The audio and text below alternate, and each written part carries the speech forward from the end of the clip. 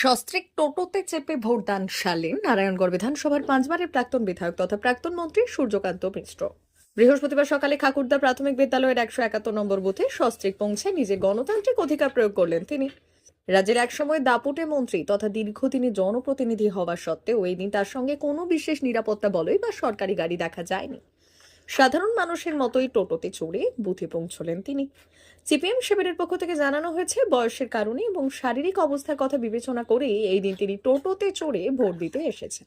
তবে ভোটদান শেষে বুথের বাইরে বেরিয়ে সংবাদ মাধ্যমের মুখোমুখি হয়ে মেজাজ হারালেন বর্ষিয়ান এই বাম নেতা।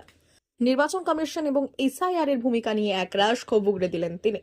সুষ্ঠু নির্বাচন পরিচালনা ও নিরাপত্তার প্রশ্নে প্রশাসনিক সদিচ্ছা নিয়ে একাধিক কড়া মন্তব্য করতে দেখা যায় তাকে।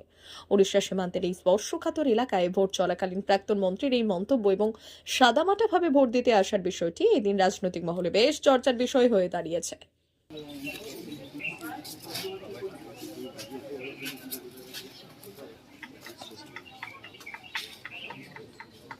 ভোট হচ্ছে, ভোট হলে জানবেন, যখন কাউন্টিং হবে তখন জানবেন।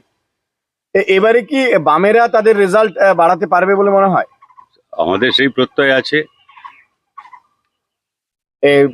এবারে যেভাবে ধর্মীয় মেরুকরণ চলছে ভোটের সময়, কি বলবেন?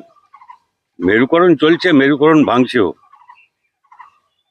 আপনারা এবারে জোটে নেই, এবারে কংগ্রেসের সঙ্গে আপনাদের জোট নেই, তাতে কি ফলাফল কিছু হবে মনে হয়? আমাদের বোঝাপড়া হচ্ছে বামফ্রন্টের বাইরের যে বাম এবং সমস্ত গণতান্ত্রিক ও ধর্মনিরপেক্ষ শক্তিগুলোকে নিয়ে একটা সরকার করা। তাহলে এবারে কি শূন্য কাটতে চলেছে?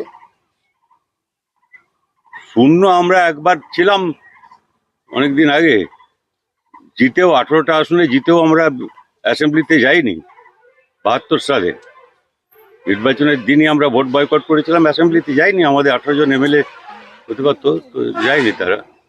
এবারে নির্বাচন তারপরেই আমরা আবার একক সংখ্যাগরিষ্ঠতা পেয়েছি। নির্বাচন কমিশনের এবারে যে কড়াকড়ি আছে সেটা দেখে আপনি কি বলবেন? কি কড়াকড়ি আমি জানি না। নির্বাচন কমিশন যা করছে, এত লোকের নাম কেটেছে, কড়াকড়ি মানে কি? এ তো বিপজ্জনক। এসআইআর এ যে এত নাম বাদ গেছে, ভোট দিতে পারছে না, হ্যাঁ সেটা তো আমরা লড়ছি। প্রথমে আমরাই কেস করেছি, অনেকে কথা ভুলে যান। মোস্তফা বানু আমাদের বহরমপুরের মুর্শিদাবাদের আমাদের নেত্রী, মহিলা আন্দোলনের নেত্রী, তিনি কেসটা করেছিলেন। তারপরে অনেক পরে মুখ্যমন্ত্রী গেছেন।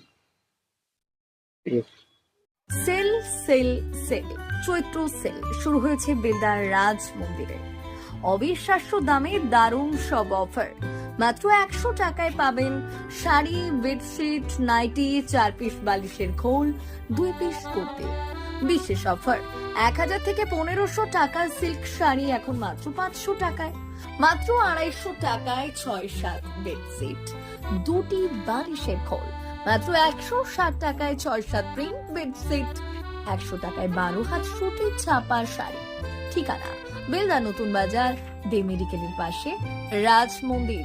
যোগাযোগ 9932698631। তাই আর দেরি না করে আজই চলে আসুন বেলদা রাজ মন্দিরের চৈত্র সেলে।